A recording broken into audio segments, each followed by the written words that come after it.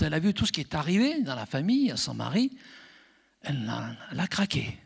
Elle a craqué émotionnellement et elle a craqué spirituellement.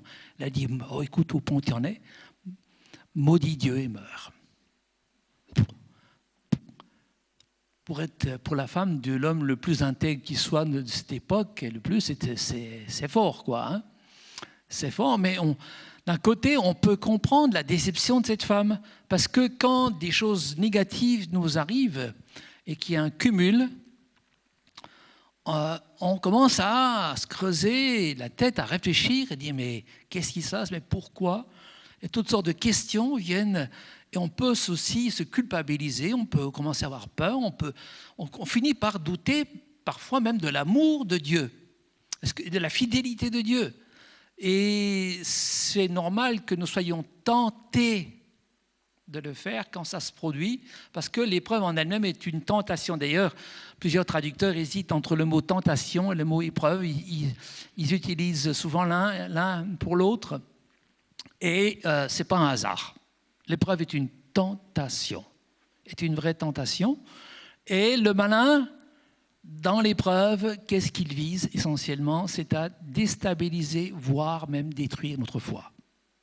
Ni plus ni moins. Ni plus ni moins. Hein? Alors, c'est pour ça que j'ai parlé dans le dernier message du bon combat de la foi. J'ai cité un peu l'exemple d'Abraham, j'en ai même approfondi un peu, les moments hauts et les moments de crise qu'il a eus, et comment il a réagi, et comment sa femme a réagi. Hein. Alors ce matin, je voudrais qu'on prie un moment avant d'aborder ces messages, de sorte que nous puissions recevoir quelque chose de la part de Dieu. C'est pas un message que j'ai préparé comme ça, dans un tour de main. C'est un peu une réflexion approfondie de ce que l'on peut vivre et ce que nous sommes amenés à vivre quand on passe par là. Je dirais que c'est un message dans lequel je suis impliqué personnellement, qui est un peu une synthèse de ce que j'ai pu comprendre et voir à la lumière des Écritures. Seigneur, nous te prions vraiment, Père, au nom de Jésus, de venir par ton esprit ce matin, animer ta parole, rends-la vivante. Permets-nous de la comprendre, de la réceptionner, de la comprendre, d'en comprendre le bien fondé et surtout de la mettre en pratique. Merci Seigneur de venir aussi nous délivrer des fausses perceptions que nous avons quand nous passons par là. Nous avons besoin de toi, Père éternel. Nous avons besoin de toi, cher Seigneur. Nous avons besoin de toi, cher Saint-Esprit.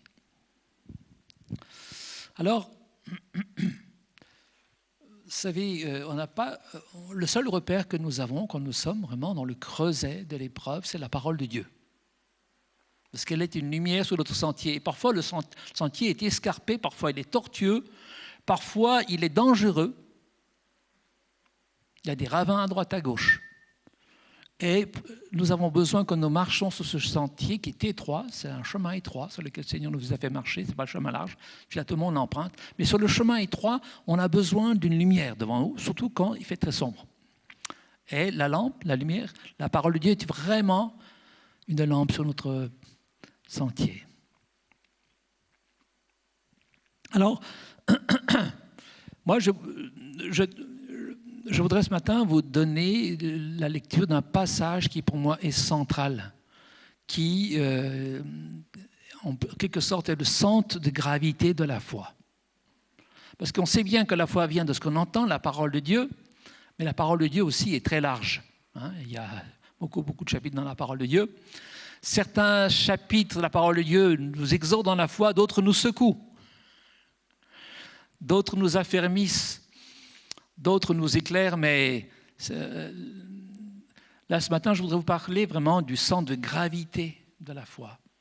Et j'ai choisi pour un texte qui m'a beaucoup parlé, parce qu'on le connaît bien, mais est-ce qu'on en comprend vraiment la portée? Je voudrais vous introduire dans la lecture de Romains 8 à partir du verset 26. Si vous avez la parole de Dieu sur vous, je vous invite à la prendre. De même aussi, l'Esprit de Dieu, vient au secours de notre faiblesse, car nous ne savons pas ce qu'il convient de demander parfois dans nos prières.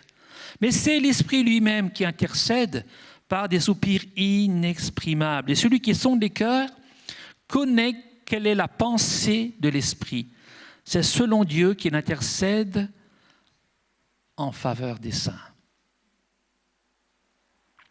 Nous savons du reste que toute chose coopère au bien de ceux qui aiment Dieu, de ceux qui sont appelés selon son dessein.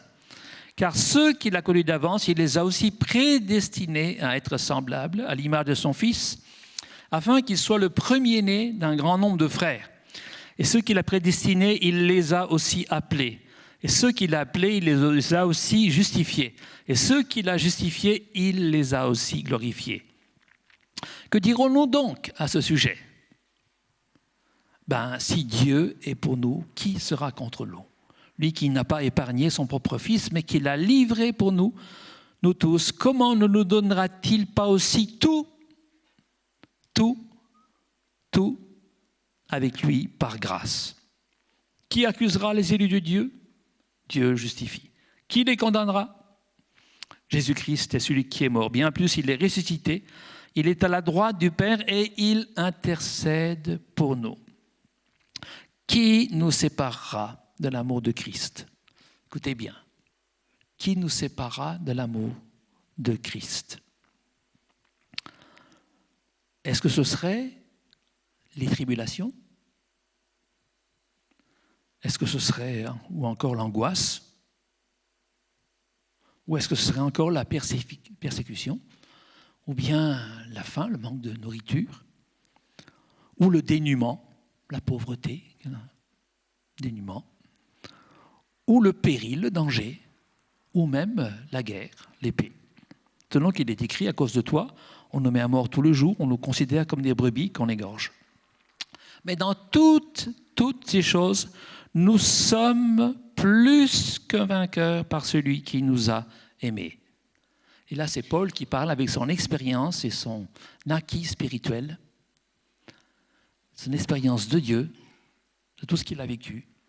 Il dit, car je suis convaincu, je suis persuadé que ni la mort, même pas la mort, ni la vie, quelle qu'elle soit, ni les anges, ni les dominations de ténèbres dans les lieux célestes, ni le présent, quel qu'il soit, ni l'avenir, qu'est-ce qui va nous arriver? Ni les puissances de ténèbres, ni les êtres d'en haut, ni ceux d'en bas, ni aucune autre créature ne pourra nous séparer de Dieu en Jésus-Christ, notre Seigneur. C'est un texte qui est vraiment central, qui est très fort. Si on réfléchit, si on creuse à ce qui est dit là, c'est extrêmement fort. Parce que quand on a été éprouvé, toutes sortes de pensées viennent et l'ennemi ne nous ménagera pas. Où il est, Dieu, en ce moment, à travers ce que tu vis? Est-ce qu'il est vraiment avec toi? Est-ce qu'il est vraiment présent dans ta vie pour que tu vives ça? Est-ce que vraiment il t'aime s'il permet que tu passes par là? Est-ce que c'est vraiment ça de l'amour? Frères et sœurs, quand nous passons dans l'épreuve, quelle qu'elle soit, nous allons être passés au crible dans nos pensées, dans notre positionnement. Et ce texte que je viens de lire, quand même, je dirais qu'il vient casser certaines fausses déductions qu'on pourrait avoir. Paul, ici, il dit très clairement qu'être éprouvé ne signifie pas qu'on est séparé de Dieu. Ouais, il lui arrive ceci, Dieu n'a plus rien à voir à faire avec lui, Dieu ne l'aime pas. Paul il dit ici, non, quel que soit. On aurait pu la liste qu'il a sortie, on aurait pu la rallonger. Il rajoutait la maladie, ceci, cela. Hein? Mais non, non, non, non, non. Paul est persuadé que toutes choses ne peuvent pas nous séparer de l'amour de Jésus-Christ. Qui nous séparera de l'amour de Christ? Est-ce que ce serait les tribulations? Est-ce que ce serait l'angoisse? Est-ce que ce serait la mort, le dénuement, le péril, l'épée, etc. Non, non, non. Ce n'est pas parce que ces choses nous arrivent que Dieu ne nous aime plus, qu'il nous a classés dans un coin en disant « ben non, tu vois, je le laisse tomber ». Non, non, non. Ici, la parole de Dieu est claire. La parole de Dieu est très claire. Dieu est présent dans l'épreuve. L'épreuve ne signifie pas qu'il nous a abandonnés et qu'il ne nous aime plus. Frères et sœurs, si vous avez déduit ça à un moment ou à un autre, vous faites fausse route, vous êtes en train de donner du crédit aux malins. Et vous discréditez la parole de Dieu. La parole de Dieu est trop claire là-dessus. L'apôtre Paul n'est pas n'importe qui. Il ne va pas nous dire des bêtises. Il ne va pas nous donner des fausses théologies. Parce que comment veut-on avoir la foi que Dieu va nous tirer d'affaire dans une épreuve si on ne croit pas qu'il nous aime? Expliquez-moi. Comment est-ce que c'est possible? À partir du moment où vous coupez de l'assurance que Dieu vous aime malgré tout, vous ne pouvez plus avoir la foi ni d'espérance. Je suis désolé, il faut être cohérent, il faut être logique. Et là, donc, Paul il touche vraiment l'épicentre de la foi, hein, c'est que ne perdons jamais l'assurance que Dieu n'est plus là ou qu'il ne s'intéresse plus à nous parce que nous passons dans l'épreuve, qu'il ne nous aime pas. S'il nous aimait, il nous aurait évité telle épreuve. S'il nous aimait, il sortirait plus rapidement de cette épreuve. C'est pas vrai, c'est pas vrai, c'est pas vrai. Quand vous suivez l'histoire des principaux personnages bibliques, que ce soit Abraham, que ce soit David,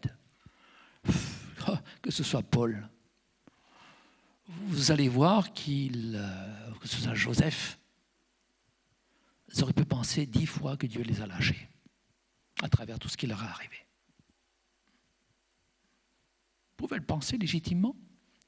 Paul, particulièrement, il a bien été servi, lui. Il a une forte dose. À tous les niveaux, il a eu tout le type d'épreuve que vous voulez avoir. Il a été mis en péril à droite, à gauche. Il a failli mourir, il a été lapidé, il a été lâché par des faux frères, etc. Il les a toutes vues. Hein? Et c'est qui mieux que lui peut parler de ça? Il dit, non, c'est pas vrai, c'est pas parce que cela m'est arrivé que Dieu ne m'aimait pas. Mais on vit sur terre. Et pour l'instant, c'est le malin qui règne sur terre dans la majorité des situations. Le Seigneur ne peut régner que avec ceux qui l'ont accepté et qui renversent le cours des choses, qui renversent les situations. Et même Jésus, hein, ses parents, toute l'enfance de Jésus, il l'a passé, une partie de son enfance, il l'a passé en Égypte, dans un peuple où il ne connaissait pas la langue, avec des mœurs, et ils n'avaient pas la même foi que les Juifs, hein, les Égyptiens. Hein, ils adoraient des idoles et des faux dieux, et j'en passe. Joseph, Marie et Jésus, dans ce contexte-là, ça ne devait pas être évident. Ça ne devait pas être évident. Et quand il est revenu, ce n'était pas mieux. Au milieu des siens, quand il a vu le contexte dans lequel les siens baignaient, sous l'oppression romaine, et puis comment ils en bavaient, et comment eux, ils ont dû aussi faire face à ce genre de situation. C'était pas simple. C'était pas simple. Et Jésus, quand il a commencé son ministère, tous les siens se sont retournés contre lui. Ils ont même voulu le raisonner qu'il arrête, quoi. Sa famille est venue le reprendre. Sa mère et ses frères et ses sœurs sont venus lui dire « Mais ça va, t'es devenu fou, qu'est-ce qui t'arrive ? Puis même, la première fois qu'il a sorti le premier discours, dans la synagogue, on a voulu le jeter en bas de la colline, hein, de l'escarpement, parce qu'on disait il est devenu fou, il blasphème. Et jusqu'à la fin, ça a été le combat. Et le plus dur, ça a été la fin pour lui. Et il a vécu cela en restant ferme dans la foi par rapport à son Père. Frères et sœurs, Moi, je trouve que ce texte est très clair. Une première déduction qu'on vient de sortir de ce texte, c'est que jamais, quoi que tu vives, ne peut servir de base à la déduction que Dieu ne t'aime pas. C'est pas vrai. C'est pas vrai. Dieu t'aime. Il permet que tu passes par là, on va voir. Alors, deuxième grande vérité qui ressort de ce texte, c'est que non seulement Dieu ne nous a pas abandonnés quand nous sommes dans l'épreuve, mais il nous a donné les deux meilleurs intercesseurs que nous puissions avoir au monde, de toute évidence. Nous avons lu tout à l'heure que, à propos de Jésus-Christ, il est à la droite du Père et il intercède pour nous. Qui les condamnera? Jésus-Christ est celui qui est mort, bien plus il est ressuscité, il est à la droite de Dieu et il intercède pour nous. Premier grand intercesseur, Jésus, il ne vous lâchera jamais, ce sera toujours le meilleur avocat pour vous. Souvenez-vous de ce qui s'est passé avec le peuple de Dieu dans le désert, avec Moïse. Moïse part sur la montagne, et pendant ce temps, ne le voyant plus revenir, ils se sont dit, ça y est, il a dû lui arriver un accident, il s'est passé quelque chose de grave, il ne redescend plus. Venez, retournons vers nos dieux d'Égypte, au moins ceux-là, on les connaissait, et même sous l'instigation d'Aaron, avec l'appui, je dirais, le concours d'Aaron, ils ont construit un veau en or. Quand Moïse est descendu et qu'il a vu ça, il a cassé les tables de pierre et il était scandalisé. Il a tout de suite remonté prier et dit non, là c'est fini, quoi. C'est fini. Cette histoire s'arrête maintenant. Je croyais que Dieu allait faire quelque chose pour ce peuple, mais il n'y a plus rien à faire. Ce peuple est irrévocablement pervers, tourné toujours vers les idoles, les choses anciennes, etc. On ne peut rien faire avec eux. Et il s'est mis à intercéder. Il a été un avocat incroyable. Et il a changé la vie de Dieu. Dieu avait prévu de les détruire réellement.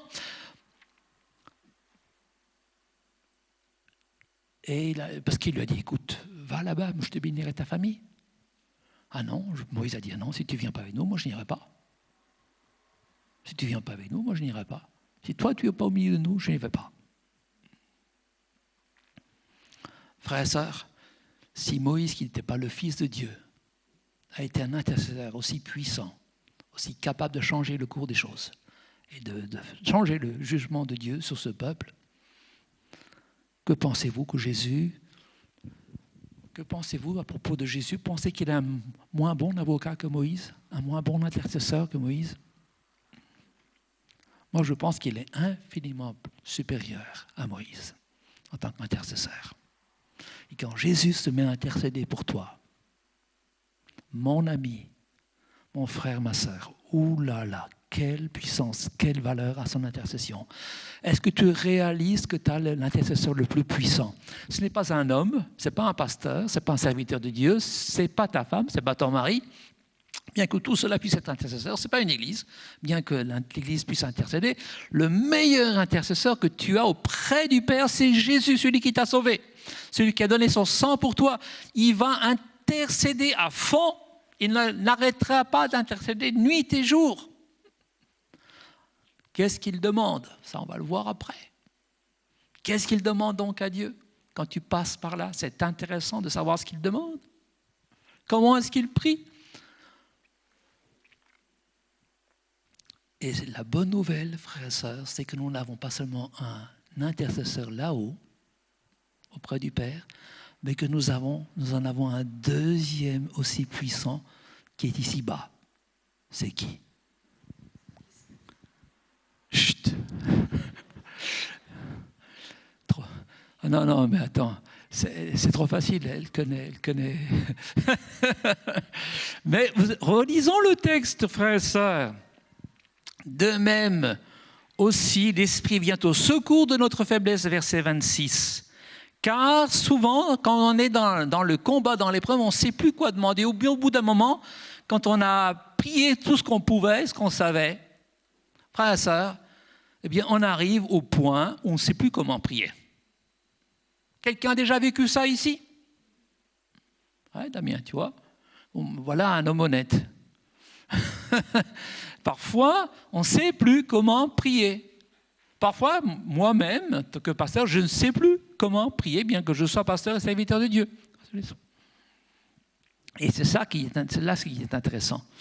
Mais l'Esprit lui-même, il prend le relais.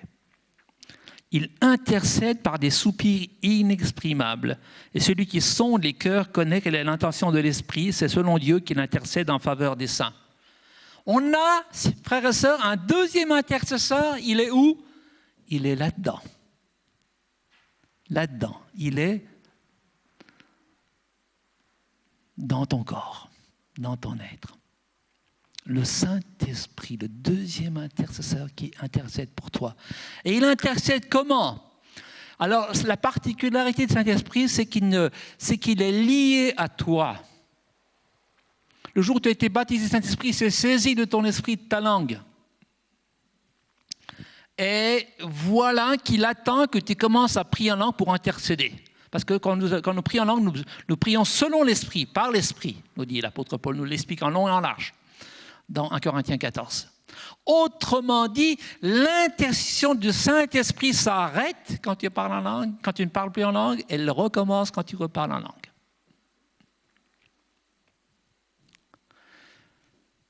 Contrairement à celle de Jésus qui est permanente, à droite du Père.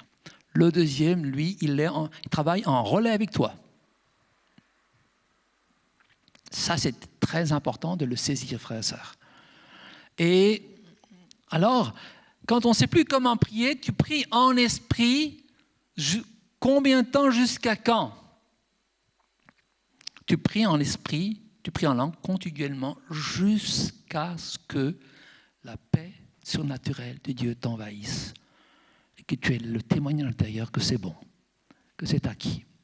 Avant, il ne faut pas s'arrêter. Ça ne veut pas dire que tu pries toute la journée en langue, mais ça veut dire que dès que tu peux, tu le fais. Et quand tu as plus de temps, tu le fais.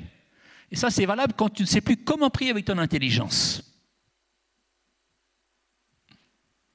Parce que nous pouvons prier avec notre intelligence. Souvent, nous croyons vachement inspirés. Quand nous prions de l'intelligence, nous avons l'impression que vous avez fait la bonne prière. Peut-être. Mais si rien ne change dans les temps qui suivent, eh ben, c'est que ton intelligence a une vue un peu courte. Frères et sœurs, tu as besoin du Saint-Esprit, le Saint-Esprit a besoin de toi pour intercéder en ta faveur. Par des soupirs inexprimables. Cette traduction le rend autrement.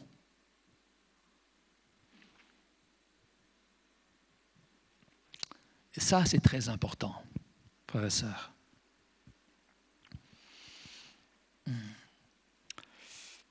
Alors, qu'est-ce qu'il prie, le Saint-Esprit et Jésus? Nos deux intercesseurs, un en haut, un en bas, qu'est-ce qu'ils prient?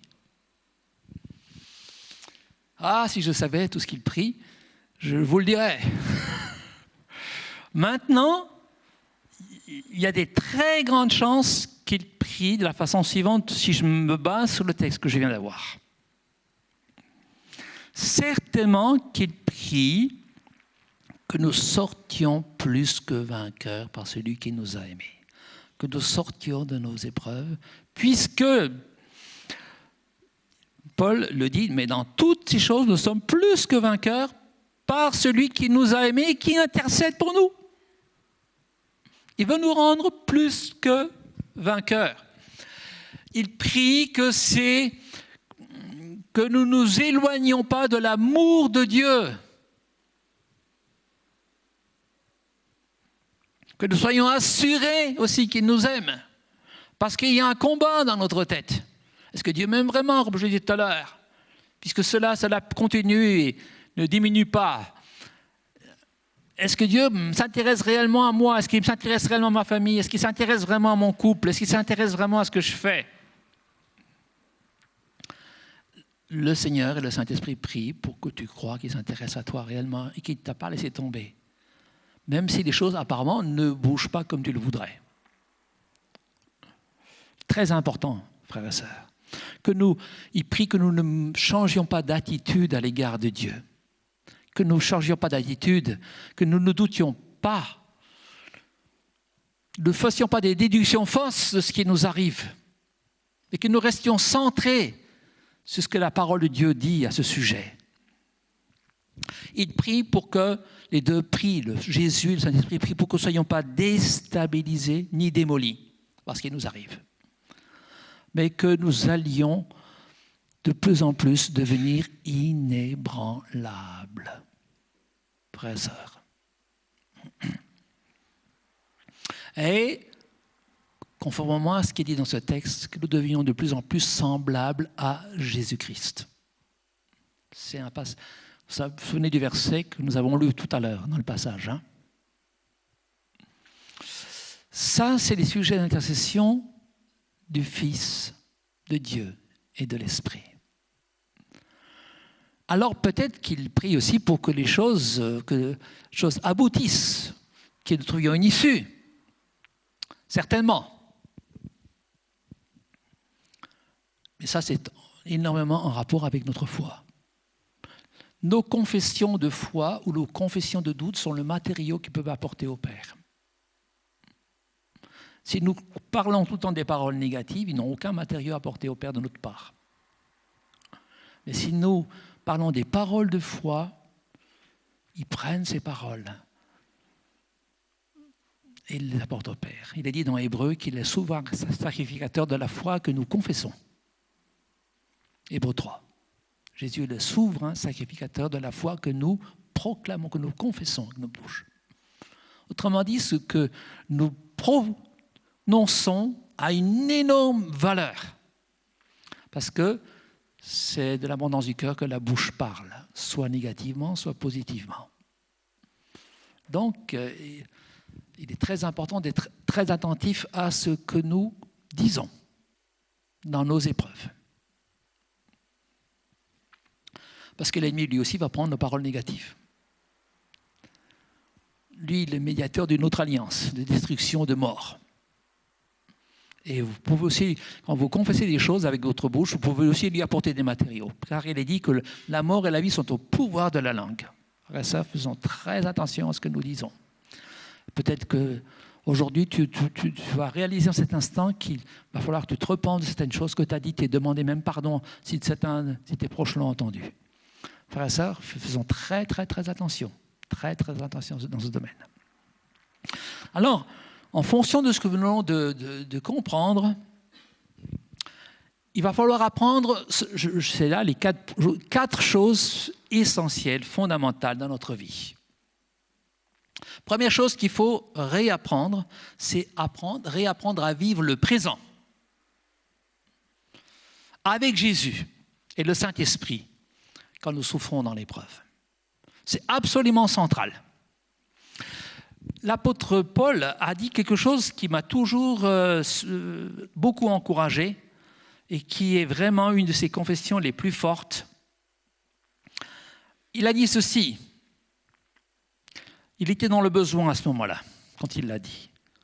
Je ne dis pas, c'est dans Philippiens 4:11, je ne dis pas cela en raison de mes besoins, parce qu'on lui avait envoyé une offrande, alors qu'il était dans le besoin. Il dit, je ne dis pas cela en raison de mes besoins, car j'ai appris, écoutez bien, à me contenter de l'état où je me trouve. Je sais vivre dans l'humiliation et je sais vivre dans l'abondance. En tout et partout, j'ai appris à être rassasié et à avoir faim, à être dans l'abondance et à être dans la disette. Et c'est dans ce contexte-là qu'il est dit, je puis tout par celui qui me fortifie. Ne sautons jamais un verset de son contexte. C'est dans ce contexte précis qu'il dit ça. Je puis tout par celui qui me fortifie. Ça veut dire que, quelle que soit la situation par laquelle il passait, il avait appris à être content.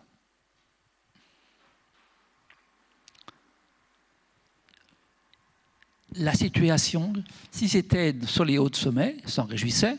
Quand il était au bas de la vallée, au creux de la vallée, il était aussi inébranlable, certain que Dieu l'aimait, que quand il était sur les sommets.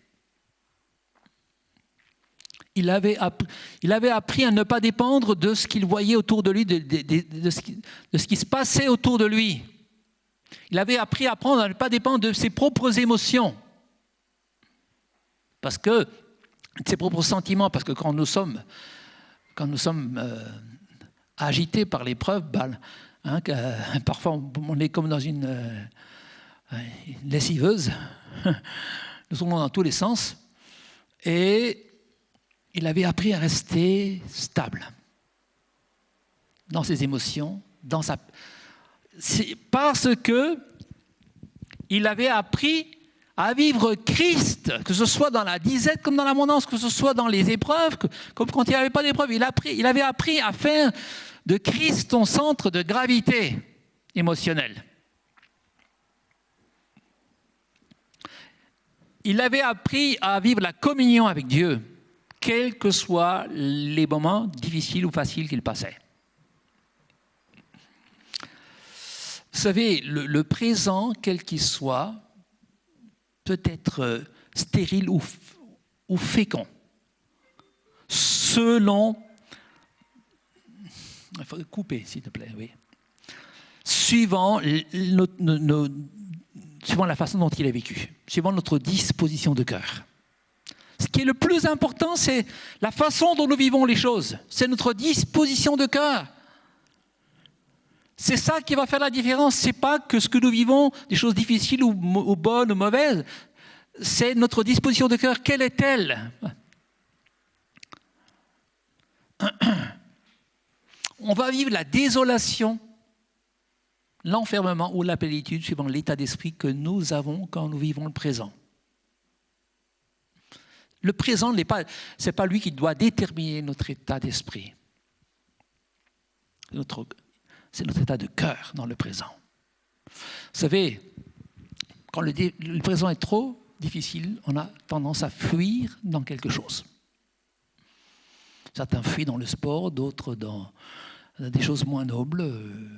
La fuite vers des choses irréelles.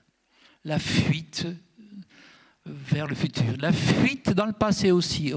Je vis dans le passé. Et je ne vis pas le présent. Parce que le présent est trop difficile. Alors, j'essaie de trouver une compensation, je fais un rattrapage. Mais, frères et sœurs, ça c'est de la survie, ce n'est pas la vie. Si je vis Christ dans le présent, je vais rester aimable.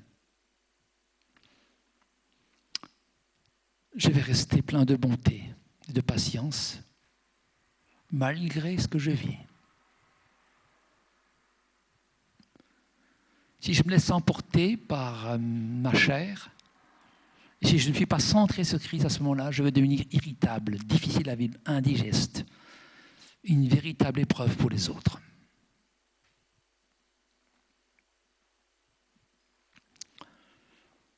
Frères et sœurs, c'est la vérité.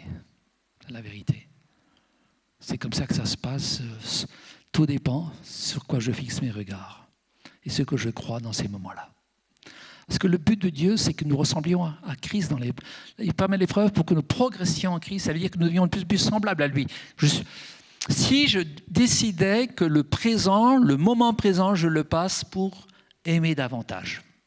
Quelle que soit la situation que je traverse, je décide d'aimer davantage mon frère, ma sœur, mon mari, mon épouse, mes enfants, les autres. Là, Dieu va être fier de nous. Là, Dieu va être très fier de nous. Et il suit les pas de mon fils bien-aimé. Il grandit dans la ressemblance de Christ. Quelle merveille.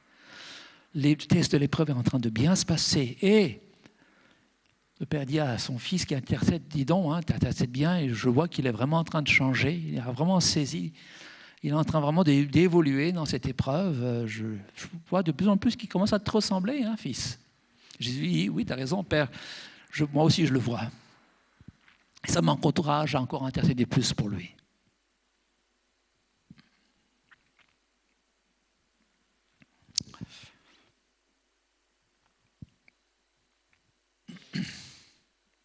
Souvenez-vous de l'histoire de l'écharde dans la chair. Vous connaissez cette histoire, aussi bien on en a souvent parlé. Hein. Quand Paul a supplié à 3 reprises Dieu de lui retirer cette écharpe dans la chair. Chaque fois, il a prié avec son intelligence. Il n'a pas prié en langue cette fois-ci, il a prié avec son intelligence et il a dit « J'en ai marre, je n'en peux plus, ôte-moi cette écharde ». Alors, c'est le terme grec pour le mot écharde dans la chair, ici, ce n'est pas soma, le corps, mais c'est sarx. Sarx qui est la nature humaine. Alors, certains commentateurs pensent que c'est quand même qu'il était malade dans son corps et qu'il n'en pouvait plus par moment d'exercer de service dans cet état-là. D'autres disent, ben non, sarx, c'est pas le soma, c'est dans son être naturel. Donc, l'épine, c'est quelqu'un qui vraiment, tout le temps, le persécutait, il en faisait avoir de toutes les couleurs. Paul n'en pouvait plus, il dit, Seigneur, dis-moi de ce type-là, hein, j'en peux plus, je craque. Quoi qu'il en soit, que ce soit dans la partie physique ou dans la partie relationnelle, il est ici parlé d'un ange qui le souffletait. C'est-à-dire Satan utilisait cette situation pour le gifler, pour l'humilier. Chaque fois qu'il ouvrait le bec, eh bien, cet ange des ténèbres venait lui clouer le bec en disant « Regarde-toi d'abord avant de... etc. Regarde, etc. » Et Paul était très humilié, il n'en pouvait plus, et il a demandé donc à ce que Dieu lui retire cette écharde, et vous savez que Dieu lui a dit « Ma grâce te suffit ». Ah! Alors, quelle que soit l'écharde que tu vis, Dieu te dit, à travers la bouche de Paul, que la grâce qu'il t'a donnée est suffisante pour la vivre. Et quand on sait que Paul dit dans Éphésiens, je crois que c'est dans Éphésiens 4, 7, que la grâce nous a été donnée selon la mesure du don de Christ, ça veut dire entièrement, Dieu n'a rien retenu dans sa grâce, il veut te la donner toute. Ça veut dire que tu peux tout traverser par la grâce de Dieu, par sa grâce. Et pour ça, il faut rester dans la grâce. Et que faut-il faire pour rester dans la grâce? Eh bien, je vais vous lire un verset qui est vraiment très intéressant, frères et sœurs, et qui clarifie bien les choses. C'est Pierre qui le dit dans sa 2e épître, au chapitre 1er, verset 2. Et il commence son épître ainsi, il dit que la grâce et la paix vous soient multipliées, pas additionnées, mais multipliées. Par quoi?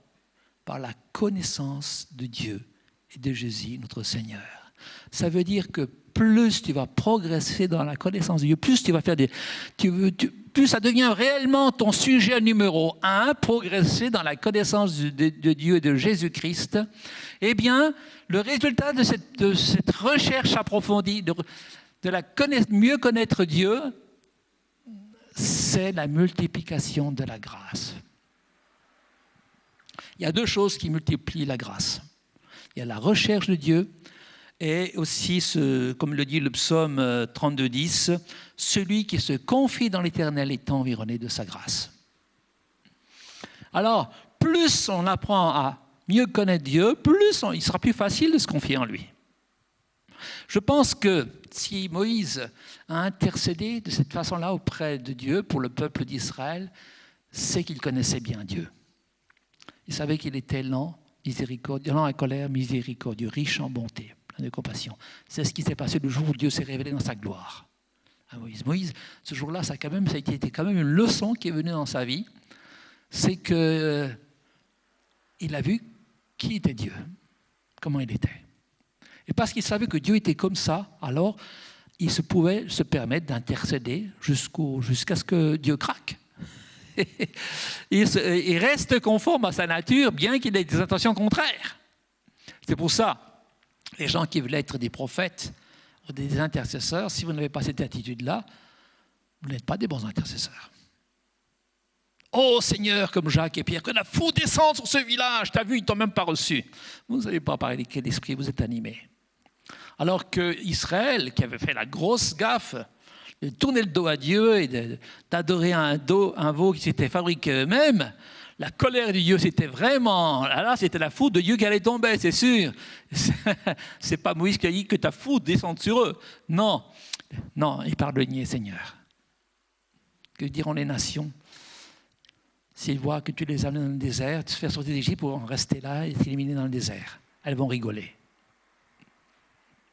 Et il a plaidé pendant 40 jours. Waouh! Sans manger ni boire. Il a failli de quoi mourir 10 fois. Hein? Mais il l'a fait et Jésus est un meilleur intercesseur que Moïse. Et l'Esprit Saint est un meilleur intercesseur que Moïse.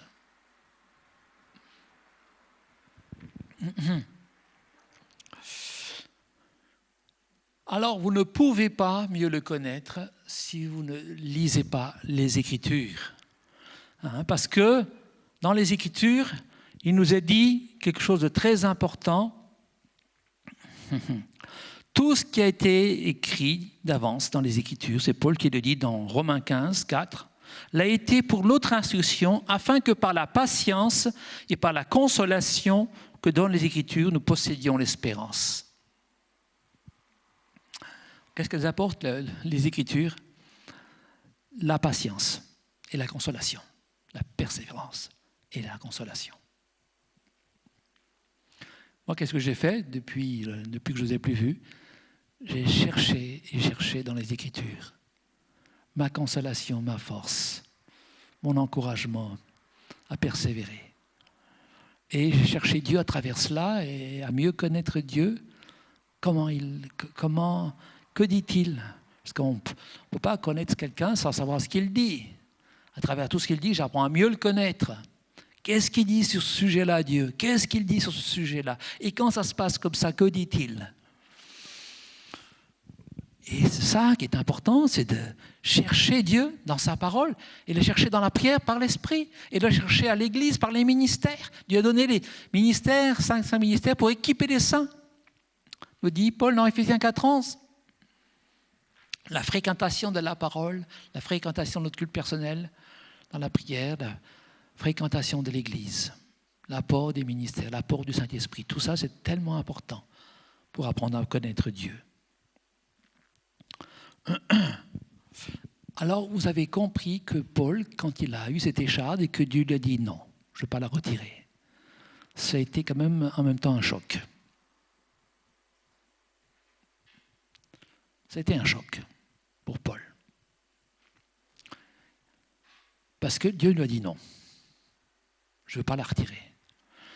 Qu'est-ce qui se passe quand Dieu te dit non? Et qu'il te dit ma grâce te suffit. Ça, c'est un vrai test, frères et sœurs. C'est un vrai test, c'est le test de la seigneurie de Christ dans notre vie. Le test de la seigneurie de Dieu dans notre vie. Quand Jésus était dans le jardin de Gethsémanée et qu'il a dit « Oh, s'il était possible d'échapper à ce qui m'attend, Père, retire-moi s'il te plaît cette coupe. » Il était sué des grumeaux de sang, tellement il avait peur, parce qu'il savait ce qu'il allait devoir passer. Toutefois, que ta volonté, non pas ma volonté, mais sa volonté à Jésus, c'était d'échapper à cette épreuve qui allait lui arriver, qui était l'épreuve la plus terrible. Mais il s'est soumis à la seigneurie de son Père parce qu'il savait que son Père aurait pu l'exaucer, mais il sortait du plan de Dieu à ce moment-là. Le test de la seigneurie, frères et sœurs, de Dieu dans notre vie, c'est un texte vraiment redoutable. Quand Dieu ne te donne pas ce que tu as demandé. Quand Dieu, s'il te plaît, ferme-le entièrement. Ouais. Quand Dieu ne te donne pas ce qu'il t'a demandé et qu'il dit ma grâce me suffit, comment est-ce que tu réagis?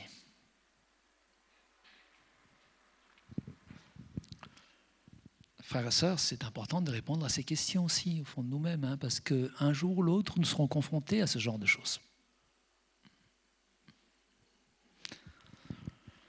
Vous croyez que Abraham, quand Dieu lui a demandé de sacrifier son fils, il a rigolé? C'était vraiment le test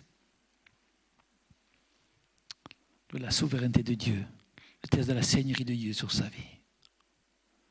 Tu me l'as donné, tu veux le reprendre, bon, ok.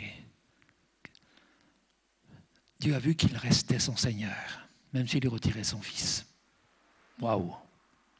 C'est pour ça que Abraham a été appelé le père des croyants, parce qu'il a passé le test de la seigneurie. Il est resté dans la foi, malgré ce que Dieu lui demandait. C'est difficile.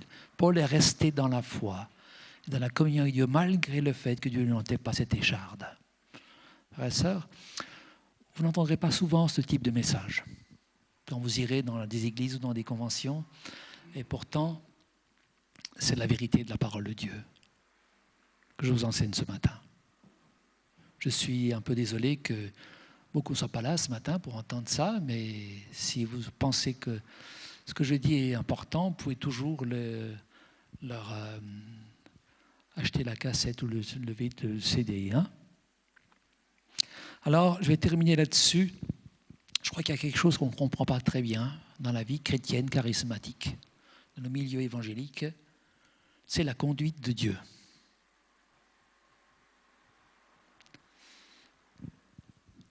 Est-ce que c'est Dieu qui conduit notre vie ou est-ce que c'est nous qui la conduisons? Puisqu'il est le Seigneur, c'est lui qui la conduit. Oui, si tu lui donnes la conduite. Mais en réalité, Dieu veut nous conduire, mais ce n'est pas lui qui veut prendre le volant de notre vie. C'est à nous de le prendre, frères et sœurs. C'est à nous de prendre le volant de notre vie. C'est nous qui devons décider librement, sans contrainte, dans quelle voie nous voulons aller.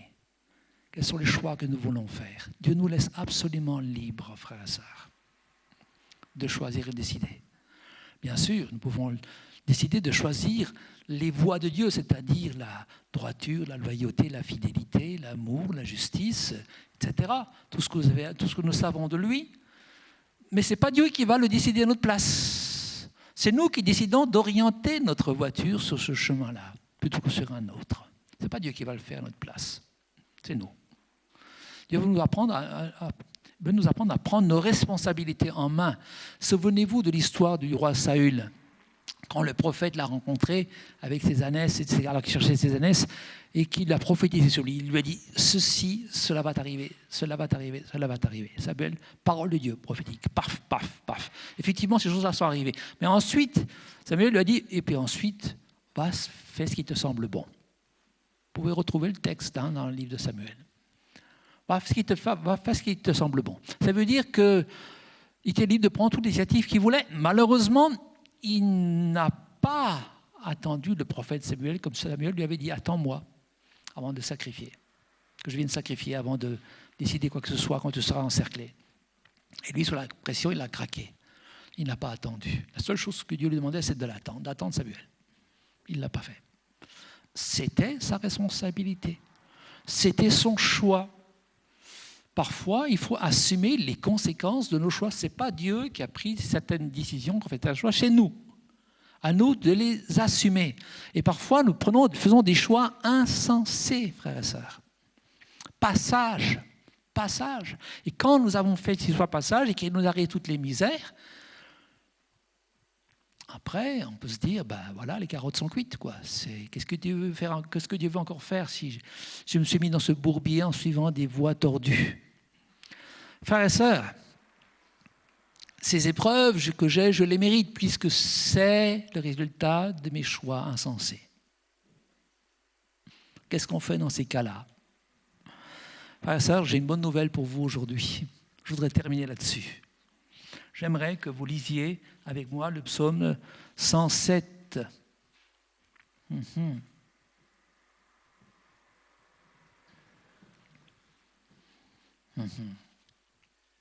Il parle de ce psaume parle de ceux que Dieu a rachetés de la main de l'adversaire. Il est dit, certains habitaient, verset 10, dans les ténèbres et l'ombre de la mort, prisonniers dans le malheur et dans les fers, parce qu'ils s'étaient révoltés contre les paroles de Dieu, parce qu'ils avaient dédaigné le conseil du Très-Haut. Donc c'est clair, ils connaissaient la parole de Dieu, ils connaissaient les conseils de Dieu, mais ils ont fait le contraire. Dieu humilia leur cœur par la peine. Ils trébuchèrent et personne ne les secourut. Dans leur détresse, cependant, ils crièrent à l'Éternel et il les sauva de leurs angoisses. Et il les fit sortir des ténèbres et de l'ombre de la mort. Et il rompit leurs liens, qu'ils célèbrent l'Éternel pour sa bienveillance et pour ses merveilles en faveur des humains. Car il a brisé les ports de bronze, il a rompu les verrous de fer, D'autres insensés, par leur conduite criminelle et par leur faute, s'étaient rendus malheureux. Leur bouche avait en horreur toute nourriture et touchaient aux portes de la mort. Dans leur détresse, ils crièrent l'Éternel et il les sauva de leurs angoisses. Il envoya sa parole et les guérit et il les délivra de leurs infections.